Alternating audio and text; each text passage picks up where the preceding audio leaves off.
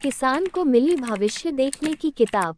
गांव के किनारे एक छोटा सा खेत था, जहां एक मेहनती किसान रामलाल रहता था। वह बहुत ईमानदार और परिश्रमी था, लेकिन उसकी आर्थिक स्थिति अच्छी नहीं थी। उसके पास केवल एक छोटा सा खेत था, जिससे वह अपनी पत्नी और 2 बच्चों का पेट भरता था।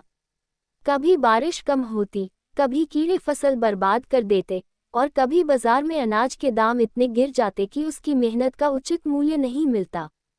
रामलाल को हमेशा चिंता रहती थी कि आने वाले समय में उसकी स्थिति कैसी होगी। क्या वह अपने बच्चों को अच्छी शिक्षा दे पाएगा? क्या उसकी जिंदगी सुधर सकती है? इन सवालों के जवाब उसे कहीं नहीं मिलते थे।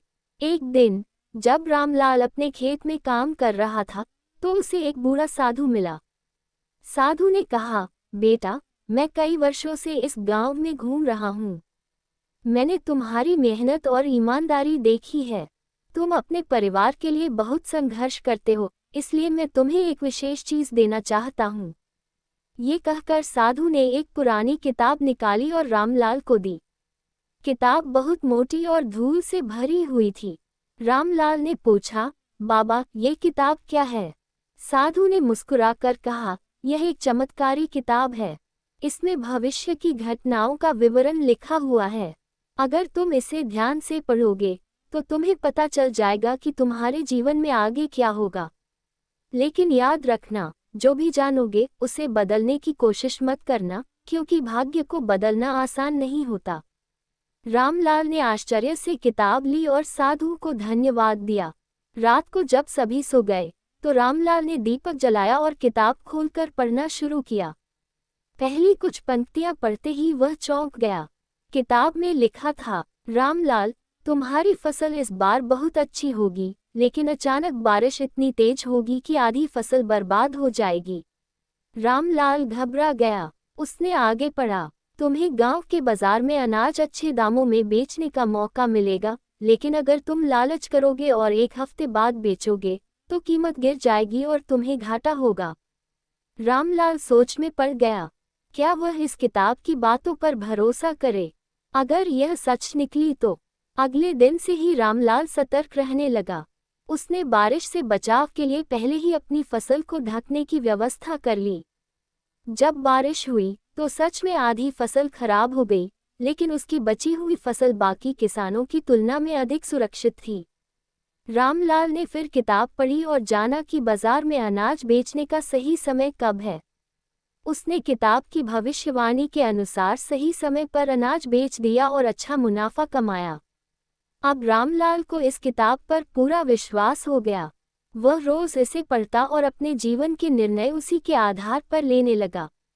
धीरे धीरे उसकी आर्थिक स्थिति बेहतर होने लगी, लेकिन उसके मन में एक सवाल उठता रहता, क्या मैं अपने भाग्य को बदल सकता हूँ?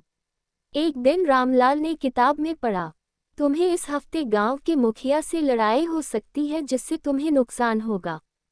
रामलाल ने सोचा कि अगर वह इस लड़ाई से बच जाए, तो क्या वह अपनी तकदीर को बदल सकता है।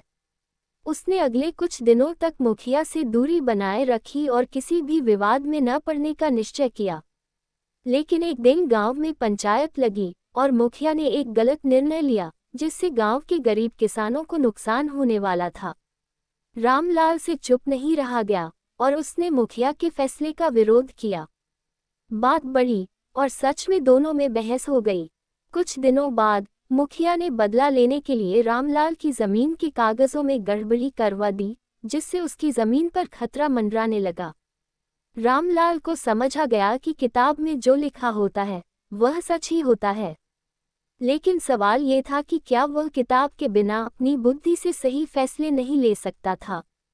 रामलाल ने कई दिनों तक सोचा और फिर उसने फैसला किया। उसने किताब को उठाया और गांव के कुएं में फेंक दिया। उसकी पत्नी ने हैरानी से पूछा, रामलाल, ये तुमने क्या किया?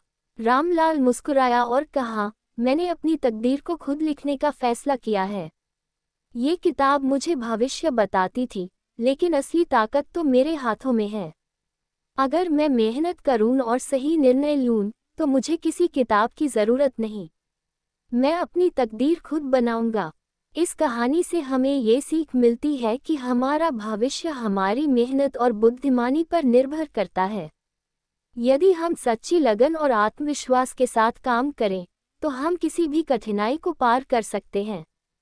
भाग्य को बदलने की शक्ति हमारे अपने हाथों में होती है, न कि किसी किताब या भविष्यवाणी में।